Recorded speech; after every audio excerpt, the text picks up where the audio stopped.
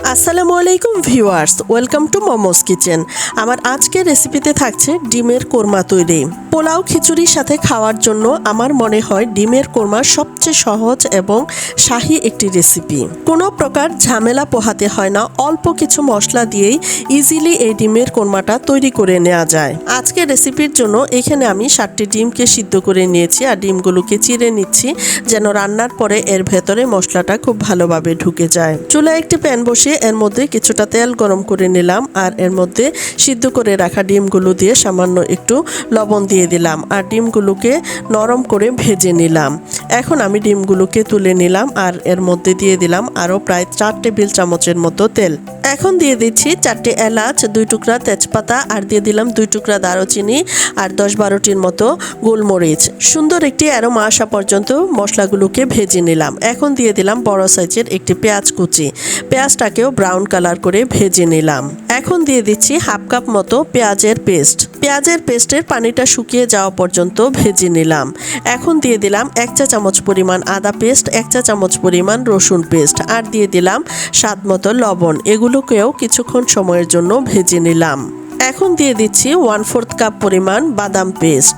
বাদাম পেস্ট দিয়ে এখন আমি আবারও এই মশলার সাথে মিশিয়ে নিচ্ছি। বাদামের বাটিটা ধুয়ে এর মধ্যে কিছুটা পানি দিয়ে দিলাম।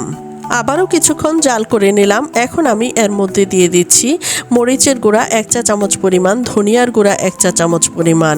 এখন দিয়ে দিচ্ছি রাঁধুনি রোস্টের মশলা উঁচু করে 1 চা চামচ পরিমাণ। আর রোস্টের এই মশলাটা ব্যবহার করার কারণে এটা খেতে কিন্তু আরও বেশি মুখরোচক হবে।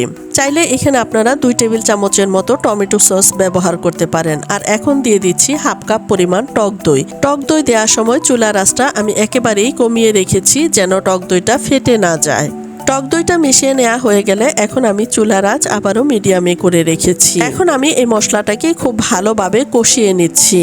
মশলাটা কষানো হয়ে গেলে এখন আমি আগে থেকে ভেজে রাখা ডিমগুলো এর মধ্যে দিয়ে দিলাম। ডিমগুলো দিয়ে আমি আবারও কিছুক্ষণ সময়ের জন্য কষিয়ে নিলাম। যখন এর মধ্যে তেলটা ভেসে উঠবে তখন আমি এর মধ্যে দিয়ে দিচ্ছি 1 কাপ পরিমাণ ঘন তরল দুধ। রান্নাটাকে সুস্বাদু করার জন্য রান্নার প্রত্যেকটি স্টেপকে গুরুত্ব সহকারে তৈরি করে নিতে হয়। দুধটা দিয়ে আমি নেড়েচেড়ে মিশিয়ে নিচ্ছি আর ঢাকনা দিয়ে ঢেকে দিচ্ছি। চুলার আঁচ মিডিয়াম করে প্রায় 6-7 মিনিট সময়ের মতো রান্না করে নিলাম। এখন আমি নেড়েচেড়ে মিশিয়ে নিচ্ছি আর গ্রেভিটা দেখুন অনেকটাই ঘন হয়ে গেছে। এখন দিয়ে দিচ্ছি 2টো কাঁচামরিচ আর দিয়ে দিচ্ছি 1 মুঠ পরিমাণ পেঁয়াজ বেরেস্তা। এখন দিয়ে দিচ্ছি প্রায় 1 চা চামচের মতো চিনি। আবারও আমি ঢাকনা দিয়ে ঢেকে দিলাম। এই রান্নাটা করতে খুব বেশি সময় লাগে না, আবারও প্রায় 2 মিনিট সময়ের মতো রান্না করে নিলাম।